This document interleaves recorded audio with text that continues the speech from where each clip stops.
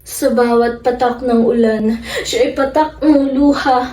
Pilit hinahanap mga sanggol ko't ligaya, ngunit anino lamang ang nadatnan. Shhh! Naririnig niyo ba iyon? Ako'y inyong tugon, Crispin Basilio. Halina't tumampi sa yakap ng ina, sa yakap ng ina na siyang nangungulila sa tawat alaalang masasaya.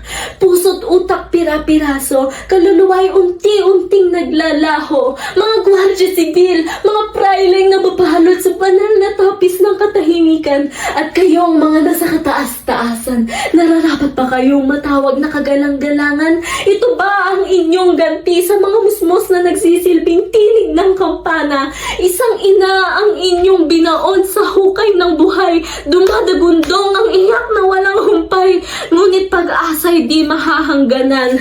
At sa aking pagkabaliw, doon ko natagpuan ang tunay na lakas. Sa bawat luha ng lilisik, may apoy na nagliliyab, ngunit walang nakaririnig. At sa wakas, may lakas ng loob na rin akong dumilat.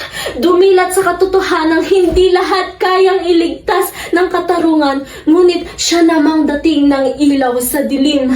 Ako si Sisa, pero hindi lang ako si Sisa. Maaaring ako si Aling Nena, o di kaya si Manang Esther, o kaya ang kapitbahay mong hindi pa lumalabas ng ilang linggo.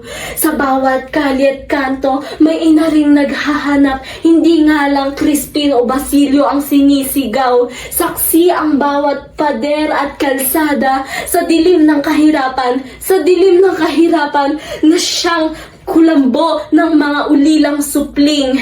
Huwag natin hahayaang mas dumami pa ang sisa ngayon. Nananawagan ang bawat pusong wasak, mula sa luha ng mga ina hanggang sa tangis ng mga binhi. Pangarap naming muling mayakap ang mga anak.